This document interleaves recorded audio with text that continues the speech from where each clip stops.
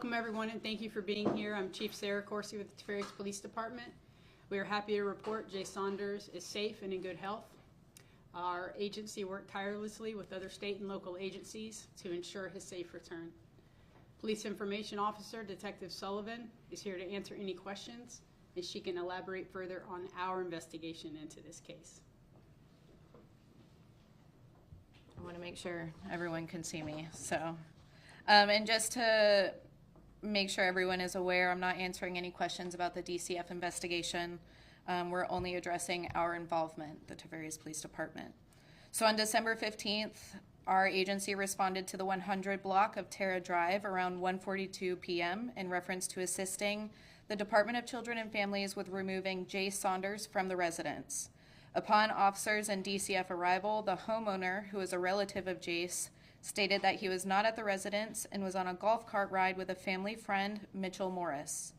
The relative called Mitchell Morris and instructed them to return to the residence due to DCF being present.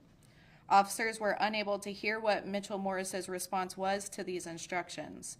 While waiting for Mitchell Morris to return to the residence, the relative began to call Jace's parents, Taylor Judy and Brandon Saunders. Both were verbally hostile and stated that Jace would not be turned over to the state and they would not agree with anything DCF had in place. A short time later, Mitchell Morris arrived back to the residence without Jace Saunders. Mitchell Morris later admitted to officers that he met with Kelly DeSilva near a local park and turned Jace over to her in an effort to prevent Jace being turned over to DCF. Kelly DeSilva is Jace's grandmother. Video footage of two local Tavares parks confirmed that Mitchell Morris was in the area of on his golf cart with Jace. Our agency quickly entered Jace into the National Crime Information Center as a missing and endangered juvenile. It was put on our Facebook page for disbursement. Detective Davis with our agency responded to the scene to assist in the takeover of the investigation. A ping of Kelly DeSilva's phone was started, however, yielded negative results. While officers were still on scene, Brandon Saunders, Jace's father, arrived to the scene and became hostile with officers. Officers attempted to ask him the location of Jace and the status of Jace's health. However, he refused to assist. Brandon Saunders was charged and arrested with interference of child custody and resisting without violence.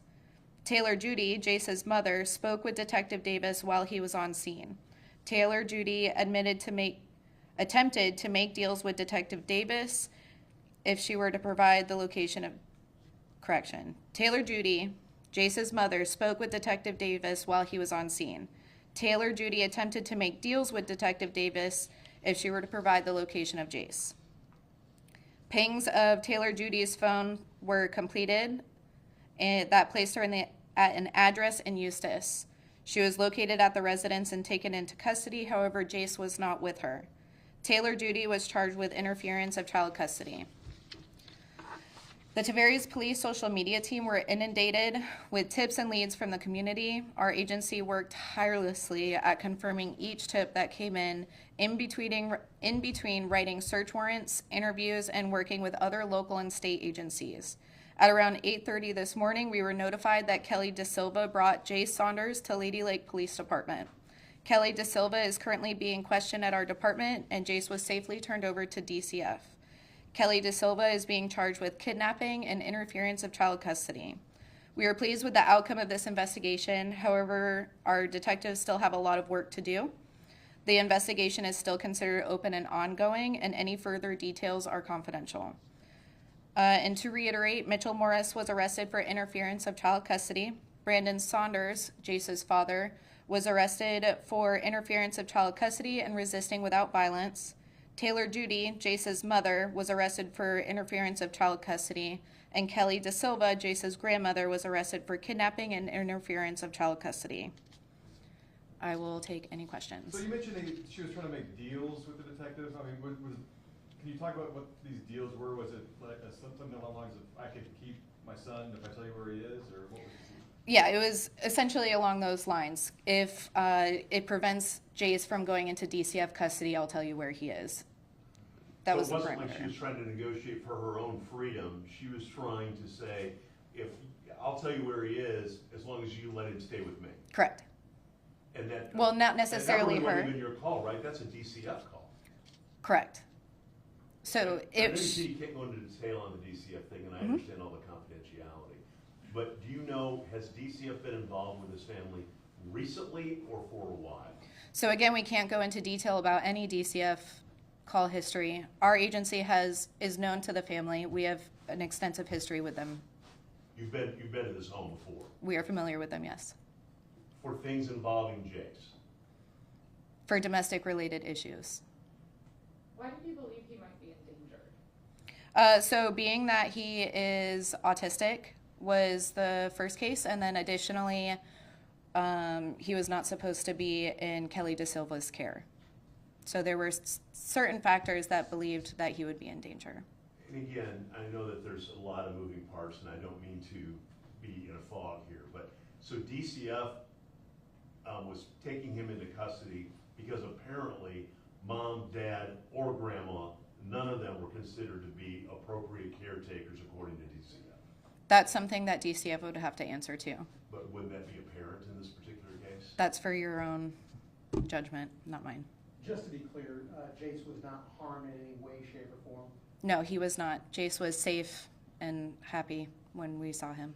You haven't had to retrieve him as far as custody issues in the past, have you? I don't have that information in front of me. We're here for yesterday's incident. You say the family is known to you and your agency is known to them. I'm just trying to figure out whether or not you've had any kind of similar instances where his custody was in question and your agency had to get involved. Not that I have in front of me to be able to answer to. How long was it between when the Amber Alert went out and when you guys were able to recover him safely? So we were able to, About an hour and a half. yeah, it was about an hour and a half. You Well, guys so think never mind. I'm sorry. Go ahead. I was gonna say, do you guys think that the father and the mother both knew where Jace was during the whole time? Or did they just not, I mean, did the grandma take him and then they had no idea where he was, or did they know specifically where he was? So there were phone calls made to Jace's parents from Kelly De Silva. So it is believed that they knew exactly where he was. They just were not informing us the whereabouts of Jace. Well, without jumping the shark, now you're kind of saying it was a conspiracy among family members to keep DCF away from this little boy. They were all interfering with the custody of that, yeah. So. Together, I mean, in concert with one another. Were there any determining factors between when you all had the call made that Jace was in any harm before you all made the Amber Alert? Ask one more What time. determining factors led to you all releasing that Amber Alert around that 7 a.m. and then not making it earlier? So we actually worked in conjunction with state agencies late last night, and we were able to obtain the Amber Alert at that time. The notification of the Amber Alert came out around 7 a.m. So after exhausting all leads and doing everything that we could, we then worked with state officials and making sure that Amber Alert was done. You said you were working to ping the grandmother's phone, but there was negative results. Correct. So I guess one can assume that she had turned it off, knowing that that was maybe a method that you would be able to track her. It's possible that that could have occurred, yes. What happens with Jace now? Jace was turned over to the Department of Children and Families, so it's going to be up to them to figure out placement for him. Are other charges, I mean, I know you listed a lengthy list of charges for everybody involved. Could more charges be coming? Anything is possible. The investigation is still open and ongoing, so if more charges come to fruition, we will definitely charge them. All right, thanks. And so you all were familiar with the family about how long history? I don't have certain years that we've known them, but I feel comfortable saying with over 2. And were all of those calls fundamentally surrounding this little boy? No. Jace was not in the custody of the parents before yesterday, right? He was in, Correct. He had already been taken. He was in a separate relative's custody. Okay. Can you, I know you called that a relative had called the guy in the golf cart to bring them back. What is that relationship between that relative and the 5-year-old? I believe they were roommates. The relative, But when you say relative, Majority. what's the relationship? Is it a grandmother, a great-grandmother? Mitchell. The home. Mitchell, No, no. yeah, a family friend. No, not the guy in the golf cart. The person who called the guy in the golf cart. You said a relative, but what sort of relative? Aunt? Great grandmother. Thank you. That's what Okay. Thanks. Glad I got there. Well, it's as It's confusing as it convoluted. could be. Yeah, I mean, it's- you've got it's a- mhm. relatives, friends, and everybody all kind of working together, with you guys in DCF on the other side of the fence. Did Jace have any siblings? I'm unsure. We What's it were like for- focused on Jace. We were only aware of Jace. What's it like for detectives when you know that it's a 5-year-old, you're fearful for his safety, Mhm. family's not cooperating, and you know that every moment that passes, he could be getting further away, he could be undergoing harm. When you've got that ticking clock, what's that like for you? That's a great question. So I can speak on behalf of being a detective. Naturally, we want to do everything that we can, and knowing that it's more difficult to be able to get to where we need to be is frustrating. We feel the pressure of the community and ensuring that, he is safe. So what I have done, and I'm sure what Detective Davis has done or did last night, in fact, I know he did, is he called out for help from other detectives, officers within the agency. We relied heavily on other local agencies. And then as each minute passed and realizing that we were exhausting a lot of leads, then it became to the state level and then needing the state's assistance. So, it's easy to get overwhelmed, but I commend Detective Davis because he kept it calm, cool, and collected. And ultimately, we were able to find Jace, and Jace is safe. So, And adding to the stress level for your agency, quite honestly, is we've had several instances recently across Central Florida with autistic children that have not ended well. And that's on your mind the whole time, is to make sure that not only is he going to be safe with the person that he's not supposed to be with, but that he doesn't manage to slip away from that person, and then you've got a whole another issue. yeah, you're correct. We're all parents as well, so it's doubly affecting all of us whenever you're a parent on top of law enforcement. But 2 more questions for her, guys. What was the overall, I guess, condition when they were turned in to the police department? Would you say Lady Lake? Lady Lake. What was like the condition? Was the child,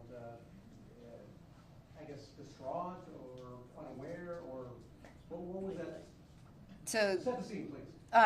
I wasn't there. However, based off of some notes that I saw on the call, he appeared happy. Has So he been driving around all night? I don't know. So happy to be reunited with whoever went to pick him up. I'm assuming so. He just appeared to be a happy 5-year-old boy. So Last one, anything else? Can we close it out? Thank you. thank you. guys.